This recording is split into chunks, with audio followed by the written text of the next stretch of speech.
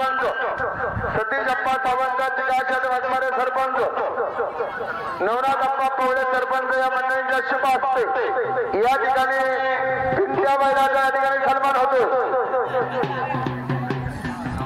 या ठिकाणी वाया ग्रुप बैलगाडा संघटनेचा आणि माऊलीचंद तळेकर गुढीवाले यांचं नाव या बैलाने कधीच पडू दिलं नाही। एवढा वय झालं असताना सुद्धा या ठिकाणी आत्ताच या घाटामध्ये एक नंबरची बारी फिरवली। आता हा भिंत्या बैलाचा सन्मान या ठिकाणी घाटाच्या तळाला संपन्न होतो।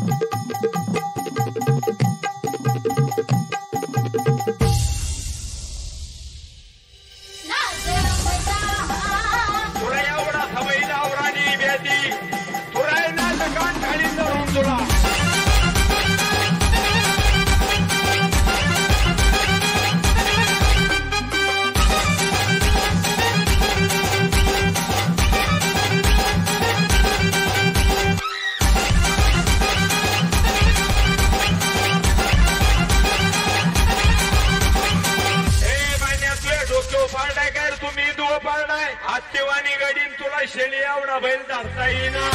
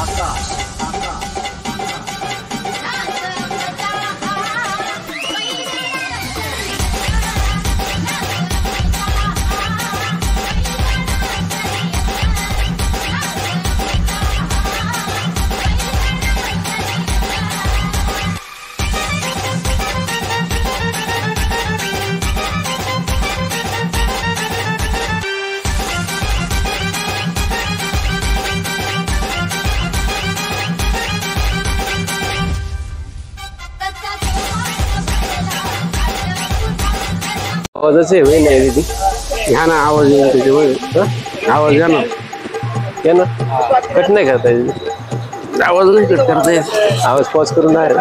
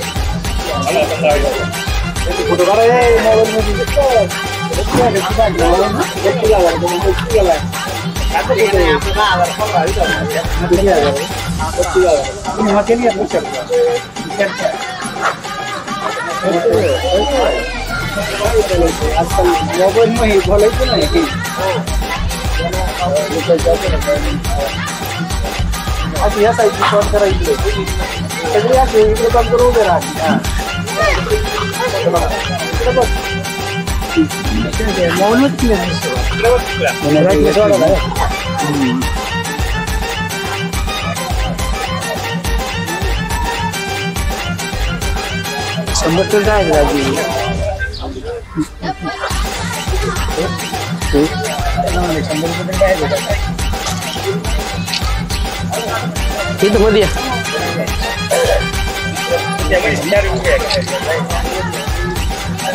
इकडून येणार इकडे बघा हो तुम्ही थांबा ना अशा आम्ही तिकडनं उभ्या राहा अशा इथं शूटिंग चालू आहे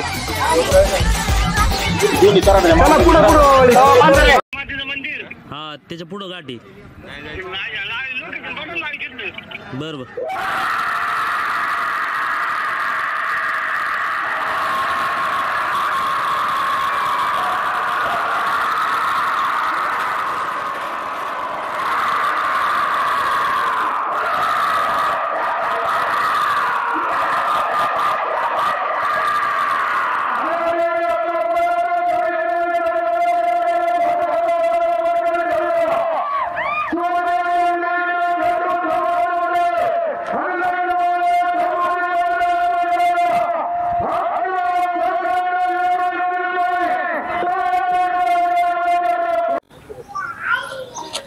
रामकृष्ण हरी. रामकृष्ण. जय शिवराज. जय शंभूराज. जय शिवराज.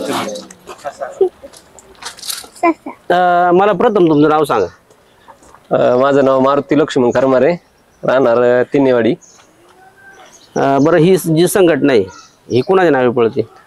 ही संघटना आमची साडू जावाई जुगलबंदी आणि ससा ग्रुप खेड तालुका ह्या दोन नावांनी वेगवेगळ्या गाठांमध्ये आम्ही टोकन काढून. बरं, हा नाद आपला कधीच आहे? हा तसा आमचा नाद वडिलोपार्जित आहे, पण मध्यंतरी बंदीच्या काळात गाठ बंद झाल्यामुळं आमच्याकडं बैल नव्हती. त्यानंतर पुन्हा एकदा गाठ चालू झाले. शर्यतीवरची बंदी उठवल्यानंतर आम्ही पहिले 2 वासरं घेतली, नंतर मग चालू झाला नाद आमचा. परिचय द्या. याचं नाव सांगा बरं. याचं नाव बंटी आहे. याला आम्ही कांड्यावर पळवतो. कुठं घेतला होता? हा आम्ही पंढरपूर माळशिरस मधून घेतलेला आहे. आमच्या मित्राने तिकडनं आम्हाला पाठवलेला आहे. बरं, हा पळतो कुठं? हा कांड्यावरती दोन्ही गांधी पळतो, उजवीला पण आणि डावीला पण. जाती कसं आहे? हा अजून आदत आहे. याची जात? हा पंढरपूर खिल्लार जातीचा आहे.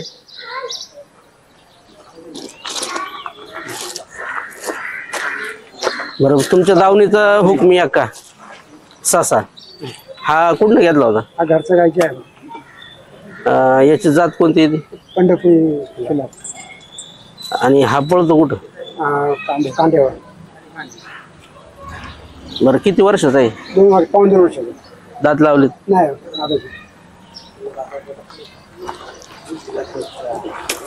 जॅकी कुठे? जॅकी. बरं, आता मला सांगा की आपल्या गाड्याच्या समोर गोडी शुभ मानली जाते. हा, त्याचं एक गुण अवगुण काय असतात? काय बघून घेतली पाहिजे? गोडीचा माथ्यावरचा बावरा बघून घेतला पाहिजे. गोडीचा देवमन वगैरे बालबावरी क्लिअर पाहिजे. गोडीची इथं जाबा असतो गोडीला, तो पण जाबाबाला जाबा पाहिजे. त्या गोडीच्या 4 वायात पद्म आहे. गोडी एकदम शुभ आहे धावणीला. ह्या गोडीमुळं अजूनपर्यंत बारी पडली नाही आणि ह्या गोडीमुळे सगळे वासर पळतात अजूनपर्यंत. बरं, आता मला सांगा, जॅकीचं काम हे खूप जिक्रीच आहे. जॅकी असेल तर बैल पकडले जातात, नाही तर नाही पकडले जात. पण आजपर्यंत जॅकीचा कुठंच कोणत्या घाटामध्ये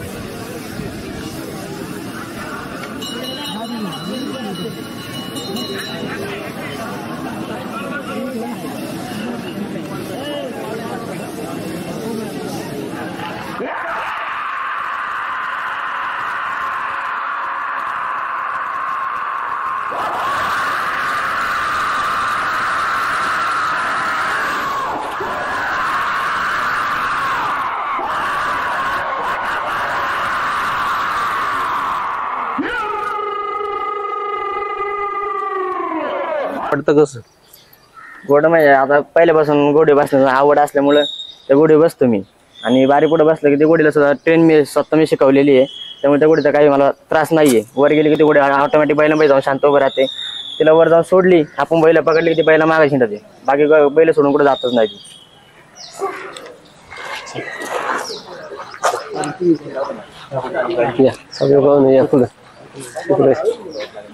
बरं शेट याचं नाव सांगा बरं. याचं नाव हिरा आहे. कुठनं घेतलं होतं? हा पंढरपूरहूनच आणलं आहे. याची जात सांगा. किल्ला दाती कसं आहे? चार जाती आता. पळतो कुठं? पळतो तो पाठीमागं डाव्या खांदी. बरं याच्यावरती किती बारे झालेले तुमचे? 10-12 बाऱ्या झालेले. हे हा तुम्ही स्वतः पाहिलाय की तुम्ही डायरेक्ट म्हणजे तिथं गेले होते की त्यांनी पाठवलेलं? स्वतः पाहिलाय आम्ही. बरं कसं पाहिलं होतं? काय म्हणजे गुण अवगुण काय बघितले त्याच्यामध्ये? आता तो तिथं आम्ही पंढरपूरमध्ये गेलो तो बांधलेला होता तिथं धावलेला असं एक दावी आणि चांगला होता दिसायला देखणं गोरा होता बारीक होता तेव्हा आणला होता आम्ही. आणि एक 3 वर्ष झाली. हो तो 6 महिन्याचा होता. 6 महिन्याचा पितं वासरू होतं. पितं वासरू घेऊन आलता. कधी असं रिटर्न वगैरे झालाय? रिवर्स झालाय का बैल? दिवस म्हणजे नाही नाही दिवस नाही झाला.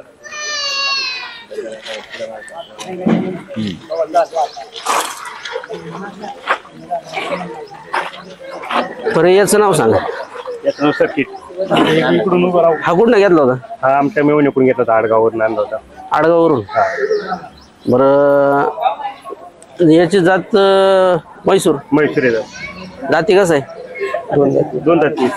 2 दाती. पळतो कुठं? हा पहिला कांड्यावर पळत होता. आता त्याला मागं घेतलं. पाठी घेतला. पाठी घेतली उजव्या खाली. ठीक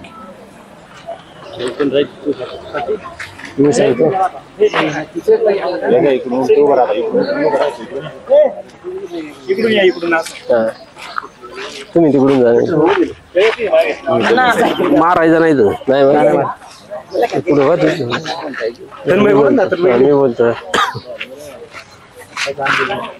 बरं याचं नाव सांगा बरं. नाव साहिले. कुठनं घेतला होता? गाडी आहे ती विशाल मोठीची डायमंड हॉटेल बशी इथून घेतली. याला किती वेळा रेसल वगैरे दिलेली? त्याला आता बऱ्याच वेळा तरी 10-15 वेळेस दिलेली. पळतो कुठं? कांड्या पळू जा संघ. याची जात कोणती? जात बेरडे. मेरड पण किल्ला नाही म्हैसूर. गावरान म्हैसूर मिक्स आहे. याचं नाव काय? शैल्या. हा कुणाकडनं घेतला होता? हा चासवरनं जितो आप्पा गायकवाड बैलगाडा संघटना त्या बैला बारीमध्ये पळत होता. आम्हाला कांड्यावर कधीतरी बैल कमी पडायचा त्यामुळे आम्ही मग ह्या बैलाची खरेदी केली. जितो आप्पाला आम्ही शब्दावर बैल दिला. त्यांना काय विकायचा नव्हता पण आम्ही त्यांना शब्द दिला. त्यांचा मुलगा हा त्याला पण नाद आहे त्यामुळे आम्ही त्यांना शब्द दिला म्हणलं आम्हाला बैल कमी पडतोय त्यावेळेस बैल आम्ही घेतला त्यांच्याकडून. बरं याची काय किंमत झाली होती त्यावेळेस? किंमत आम्ही अजून काही बोललो नाही. कसे आता मित्र आहे मित्रामुळे आम्ही काही त्याला शब्दही दिला नाही तोही काही बोलला नाही. आम्हाला वाटलं बैल घ्यायचा आहे तो म्हणला चालन ठीक आहे चल नाही तुम्हाला. बरं तुम्हाला बैल घ्यायचंय मान्य आहे आपल्याला पण आता त्याच्यामध्ये तुम्ही काय पाहिलं होतं असं? बैलाची पळी आम्ही बैल पळताना पाहिलंय ना. आता जितो आपा बैलगाडा संघटना त्यांच्याकडे बैल चिकण्या म्हणून एक बैल आहे तो पण बैल होता. त्यांची बैल म्हणजे चांगली बैल आहेत. बैल पळताना पाहिला खेडच्या घाटात पळलाय परत असं चास याला चांडवलीत बैल पळताना पाहिलेला आहे त्यामुळे आम्हाला आवडला व आपण बैल घेऊया. बरं मग तुमची कांड्याची जी भर राहिली होती तर ती भरून निघणार. आता बैल 8च दिवस आणलेला आहे आपल्याकडे. आपण रेसेल दिली त्याला त्या आपल्या ससासोबत. दिवाळीच्या नंतर हा आपल्याला जोमध्ये दिसेल. हा आता दिवाळी नंतर बैल दिसेल आपल्याला. माझं नाव श्री भिकाजी काळे मुक्काम चांडोली तालुका खेड जिल्हा पुणे. बरं बाबा मला सांगा आता तुम्हीच वयस्कर दिसत याच्यामध्ये सगळ्या लोकांमध्ये तर तुम्हाला हा नाद कधी बसून लागला? लहानपणापासून नाद आहे. पहिल्या पोस्टामध्ये कामाला होतो त्यामुळे आता रिटायर झाल्यामुळे आता जास्त. तर मला सांगा जो जुन्या काळात गाडा पळायचा आणि आत्ताचा याच्यामधला फरक काय?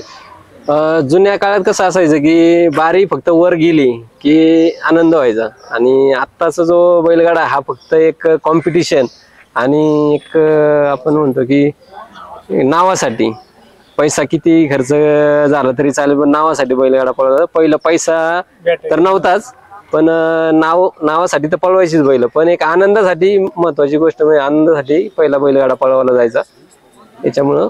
बरं आता तुमचा 3 पिढ्यांचा नाद आहे आता उदाहरणार्थ मी तुम्हाला सांगतो, तुम्ही वासरं घेताय पहिली, हो मोठ्याल्या बैलाला हात घालत नाही, तर याच्यातला अनुभव कसा आहे? आता काही लोक जे आहेत, मुलं जे आहेत, आता कॉलेज सोडलं की आई बापांच्या मागे लागायचं, मला एक वासरू घ्यायचं, मग ते लाखाला 1.5 लाखाला घ्यायचं, ते वासरू पळवायचं, दुसऱ्या वर्षी ते वासरू परत रिवर्स होतंय. तर याच्या मागचं कारण काय? तसं तर बैल घेणे सोपं आहे, पण त्याला सांभाळणं खूप अवघड आहे. आजकालची जी पोरं आहे म्हणजे यंग, त्यांना असं वाटतं की बैल घेतला म्हणजे लगेच तो घाटात 1 नंबर केला पाहिजे, असं नसतं ते. ऍक्च्युली त्याच्या मागे खूप त्याला कष्ट घ्यावे लागतात. याचं कारण असं आहे की ते वासरू जास्त वेळा पळवलं जातं, त्याच्यामुळे ते रिवर्स होतं. हा, जास्त वेळा पळवलं जातं, कुठल्याही म्हणजे बैलाबरोबर त्याला झुपलं जातं, त्यामुळे त्याला त्या बैलाची पळ कळत नाही आणि त्यामुळे बैलाला मग भीतीतणा निर्माण होऊन बैल बाद होतो. तर हे नवीन आता जी यंग पोर आहे ते त्यांचं त्याबद्दल माहिती कमी आहे त्यांना, त्यांनी त्याचा पहिला अभ्यास करूनच मग त्या क्षेत्रात आलं पाहिजे असं मला वाटतं. तुमची बंदीच्या अगोदरची जी बैल होती, तर ज्यांनी तुमचं नाव रगरूपाला आणलं, अशांची काही बैलांची आठवणी वगैरे आहेत का? हा, आठवणी आहेत ना, फोटो पण आहेत आमच्याकडं आणि त्यांची नावं पण आहे की सजन्या म्हणून एक बैल होता आमच्याकडं, सैतान म्हणून होता, गुलब्या म्हणून एक बैल होता, हौशा म्हणून एक बैल होता. आता बंदीच्या काळाच्या आधी आम्ही 1 वर्षभर एक बैल विकला, बंदी काळाच्या आधी त्याचं एक गोट्या म्हणून नाव होतं, त्यांनी पण आमचं घाटात भरपूर नाव कमवलेलं आहे आमचं. आणि मन्या म्हणून एक बैल आम्ही घेतला होता याच्या आधी, ह्या बारीक बैल घ्यायच्या अगोदर एक मन्या म्हणून एक बैल घेतला होता मोठा, तो आम्ही एक वर्षापूर्वी विकला. अशी हा त्याच्या पुढं गाठी. बरोबर.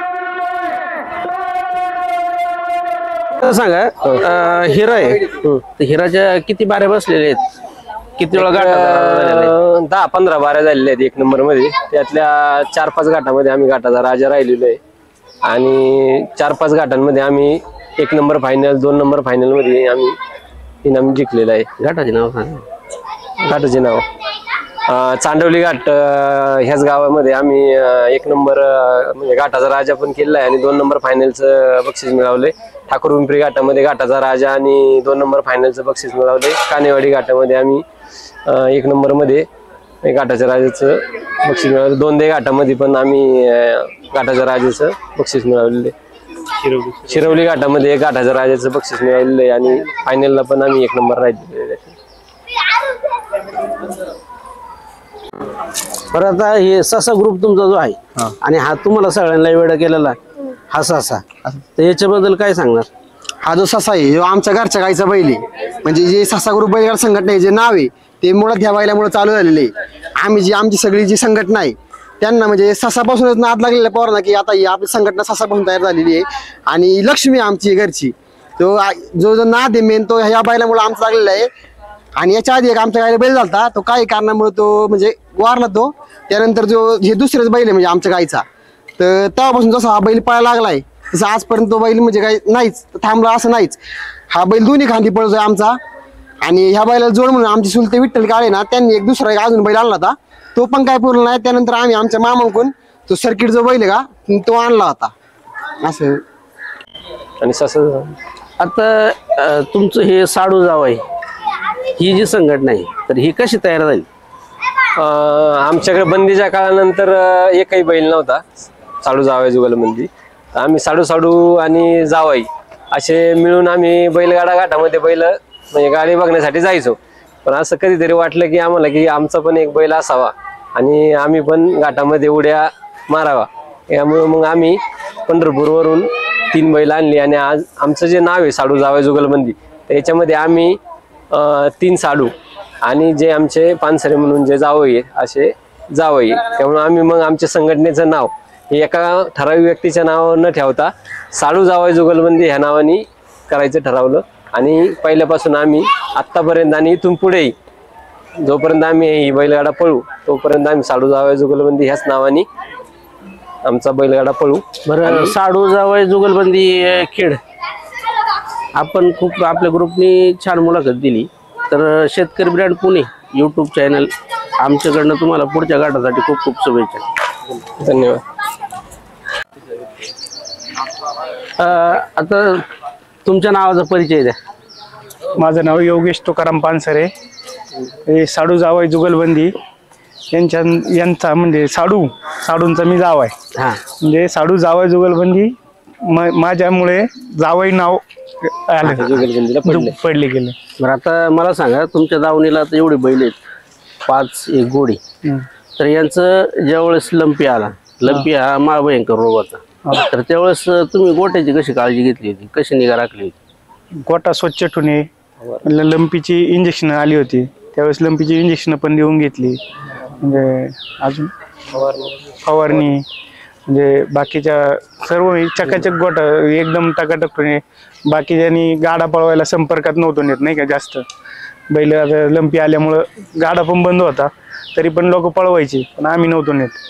नको, आपलं ट्रायल द्यायला आपल्या घरच्या घाटात न्यायची, ट्रायल द्यायची, घरी आणायचं. बरं, आता एवढे जनावर आहेत तर सकाळपासून संध्याकाळपर्यंत यांचा खुराकाचा, खाण्याचा हा नियम कसा ठेवलेला आहे तुम्ही?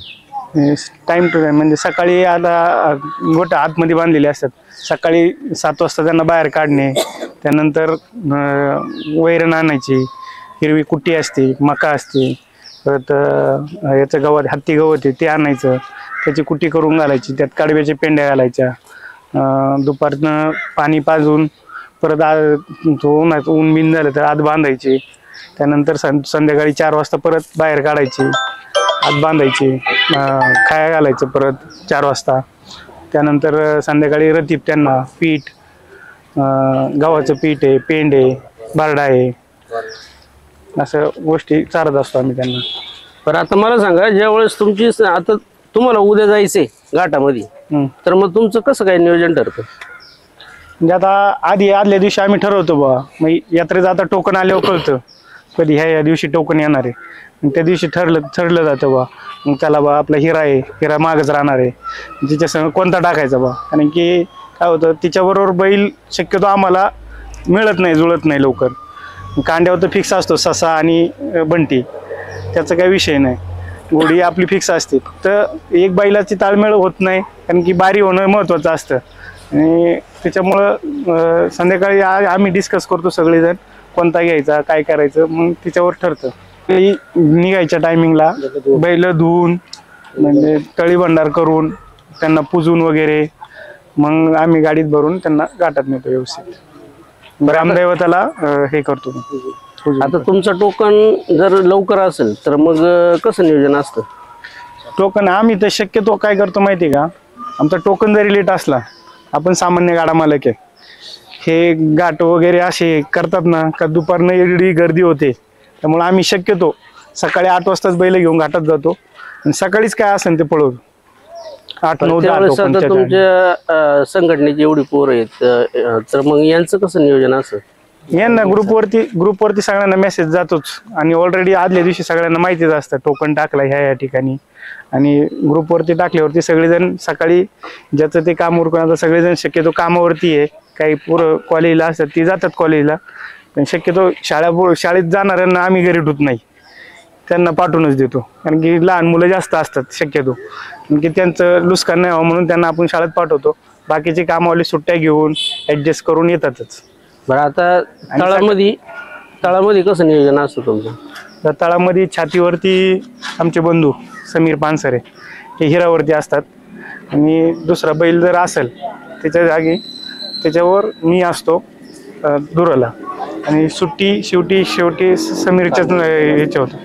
आणि कांड्यावरती हे संभाजी काळे ससावरती असतात, आणि दुसरे तन्मय हे बाकीचे असतात, ते पण कांड्यावरतीच असतात, आणि बाकीचे आजूबाजूला असतातच. बरं, मला सांगा, आता एवढी मोलामागाची बैल आहेत तुमची, तर वरती आळ्यामध्ये कसं नियोजन असतं तुमचं पोरांचं? नाळ्यामध्ये असतात ना 4-5 पोरं असतात त्यामध्ये ओम काळे, गौरव काळे, नंतर आदित्य शिंदे, देवेंद्र, अशी पोरं आळ्यामध्ये 5-6 पोरं असतात.